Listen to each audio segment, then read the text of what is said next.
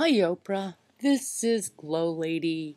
I have been left outstanding in the storms for many, many years, but they say when you live a spiritual path, that doesn't mean that it is going to be painless. And I would definitely agree with that. What doesn't kill you makes you stronger, and I'm one tough bitch right now. As tough as that old oak standing out in the storm. I have learned many, many lessons. One of the reasons that I am doing this video now is because every time I've written, I really haven't gotten a response, and the couple of emails that I've gotten a response from you was just saying that you received my email, which was really cool. And the videos, well, I tried for your own TV show, and that was kind of like lopsided, because unless you had a computer that you could be on all the time and getting those votes, those who had to go to the library really didn't have the advantage that, like I said, people with computers have. And then going to Atlanta and everybody's allowed, and being up for 24 hours and that many people, well, I don't know, I just feel a little bit slighted. But like I said, I have learned a whole lot being out in the storm for many, many years. I'm definitely a survivor. And one of the reasons that I am sending this video today is to hope that I might be able to get some assistance with you. For public access media. Now that you're going to be off the air for your TV show, I might be able to get more viewers because I am in your time slot. I was going up against you. And even though I went up against you, I actually did get quite a few viewers, and quite a few of them are international because we stream live on the internet. I film at the at the Western North Carolina Community Media Center, and that's in Asheville, North Carolina. It streams live, urtv.org or wnccmc.org. Western North Carolina Community Media Center. It's a public access station where the public has access to professional equipment to produce their own work, and it's really, really fun. But also, the funding is getting lower and lower because it seems like people want to shut down our right to free speech, our First Amendment. And we also forget that our First Amendment also includes holding our government accountable. So WikiLeaks, yeah. If it wasn't for WikiLeaks, how would we sift through all of the lies and deceit that our government tells us? So I really hope that you're going to have some really truth to your new network now that you will not be governed, or hopefully won't be governed, by corporate media. Wait a minute. All those my favorite thing prizes? Oh, does that mean that you won't get as many prizes from all of those corporate sponsors if you use your freedom of speech or allow somebody else to have freedom of speech? That's something interesting. Yeah, it was a blue Christmas again this year. I didn't have any of my family with me. I only have adopted family that I've met here and there along the way. Some of my family live in Pennsylvania, and some of my family live in Florida. All those letters that I had written to you trying to get help, oh man, it was a hard, hard life. But as I say, living a spiritual life doesn't mean it's going to be painless, and you have to be willing to be crucified for your beliefs. My 3 sons are in the, incarcerated in the criminal justice system. The criminal justice system that doesn't recognize alcoholism as a disease to be treated.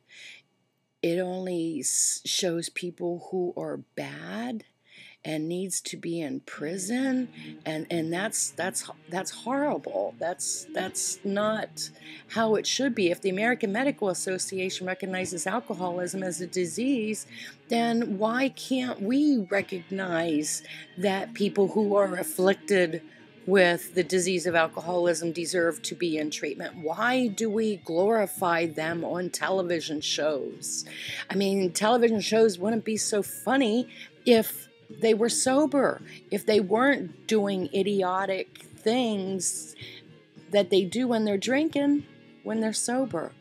But children live what they learn, and if we can't get treatment for their fathers, then how can we expect them? How can we expect them to be any different? Or is that what the problem is? We think that they should just be, and we profit from them. You know, we don't give them the treatment when they're in the facilities, and then when they come out, they're going to be a number where that's slave labor. Oh, I get so frustrated, but that's one of the things that I like to talk about on my television show.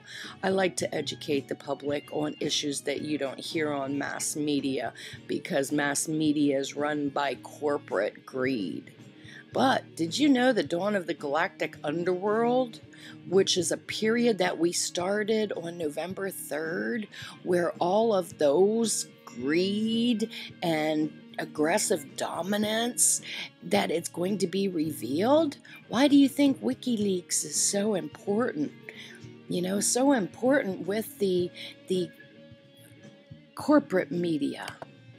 Do we really want to heal the disease and decay in society, or are we content to profit off the disease and decay in society? Do we really want to solve these problems, these social problems of homelessness and kids that go to school hungry and all of those? That's what I like to do. I like to give a solution to the problems.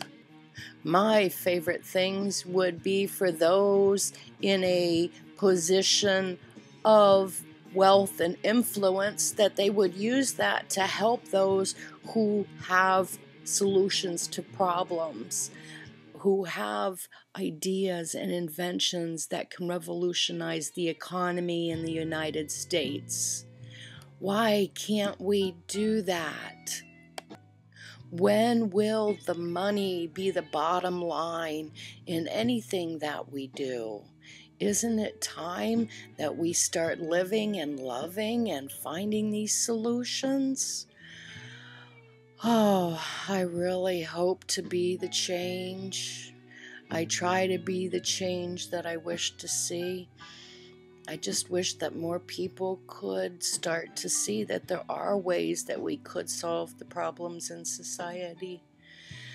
Oh, if you'd like to help, get a hold of me. That would be really nice, because the one who says you can't change the world is the one who's not willing to try. And I might be outside, standing in a field by myself, going through the storms, but I'll tell you what, it's those storms that trim your limbs, that make you stronger. Even if you just think that it's important to support our First Amendment, our freedom of speech, and you donate to your local public access stations in order to keep them running, so people like me will have a voice to get our voices out, to make a change. It's a long, hard battle, but it's being willing to be crucified for your beliefs that make a difference in the world. It's not how much money we can make. I've had ideas for inventions. My first thought was for fruit-flavored water. But then I thought, no one would buy water because it's free. And then my next thought, this is in 78, was for junk unlimited. Price of hauling depends on price of junk. There's too much garbage that's being thrown away. We are a disposable, expendable society today. Why is that? And then glow-in-the-dark clothing. And then glow-in-the-dark safety products. Why? Why can't I use my ideas to revolutionize the economy in the United States. That's all I want to do, to put the profit back into healing the disease and decay in society. But I can't find any sponsors or anyone who will invest, because it's all about the profit. And it's how much money they're going to make and not what a difference we can make in the world. Where are our priorities? When are we going to understand? Oh, that's right. It's a dawn of the galactic world, underworld, and there will be many things this year. So get ready, because change is a-coming whether we like it or not. Thanks, and I hope to see you again. Love you.